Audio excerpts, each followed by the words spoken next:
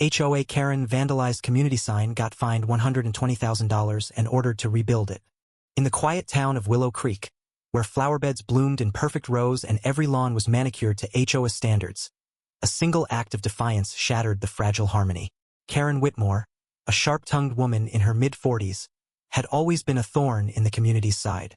Known for her relentless complaints about unacceptable mailbox colors or unruly hedges, she was the HOA's unofficial enforcer until she became its most infamous rebel. It started with the community sign, a hand-carved wooden monument at the town square, adorned with vibrant flowers and the words, Willow Creek, Unity in Bloom. The sign was a point of pride, a symbol of the town's commitment to beauty and togetherness. But Karen saw it differently. To her, it was a hypocritical eyesore, a facade masking the HOA's iron grip on individuality. For months, she'd petitioned to replace it with a more modern design, only to be dismissed by the board. Her frustration festered, her voice ignored, until one moonless night, she snapped. Under the cover of darkness, Karen crept to the square, armed with a can of red spray paint and a crowbar. With each swing, she tore into the sign, splintering wood and trampling the flowers. The red paint screamed her rage, freedom from tyranny. By dawn, the town awoke to chaos.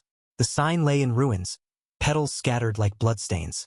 Whispers spread like wildfire. Karen's name was on every tongue. The confrontation came at the next HOA meeting, held in the town hall under harsh fluorescent lights.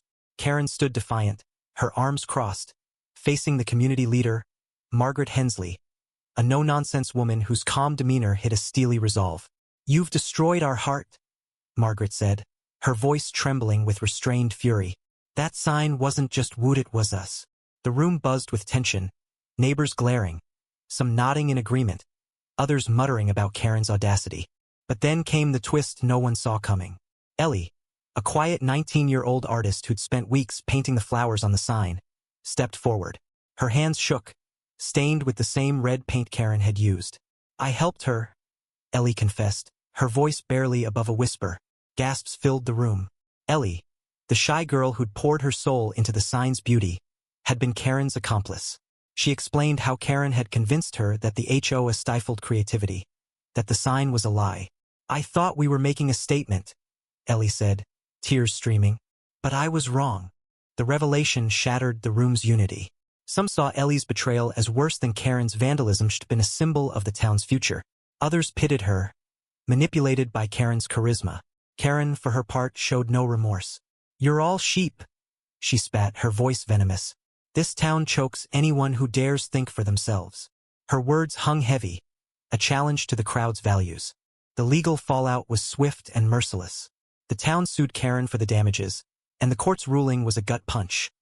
A $120,000 fine and an order to rebuild the sign herself, down to every carved detail and replanted flower. Ellie, as a minor accomplice, faced community service, her dreams of art school now tainted by her record. The town square, once a place of pride, became a battleground of whispers and glares. As weeks passed, Karen worked alone under the scorching sun, sanding wood and replanting flowers. The townsfolk watched, some with pity, others with scorn. Ellie, meanwhile, painted a new mural in the community center, a quiet apology in vibrant colors. But the heart of Willow Creek was fractured. Neighbors who once shared coffee now avoided eye contact. The rebuilt sign, though identical, felt hollow, a reminder of trust broken. Karen's defiance had sparked a reckoning, but at what cost? She'd exposed the HOA's rigidity, its obsession with control, but her rebellion had also wounded the community she claimed to liberate. Ellie's confession added layers of complexity. Had she been a victim of Karen's manipulation, or a willing rebel? The town grappled with these questions, their unity unraveling like the petals trampled that night. In the end, Karen paid the fine, draining her savings, and the sign stood again, pristine but scarred in memory. At the unveiling, Margaret spoke softly. "We rebuild not just wood, but trust." Karen, standing at the edge of the crowd, said nothing, her face unreadable. Ellie, beside her, clutched a paintbrush, her eyes on the ground. The flowers bloomed, but the air was heavy with unresolved pain. The story of Willow Creek sign wasn't just about vandalism, it was about the cost of defiance, the fragility of community, and the blurry line between justice and vengeance.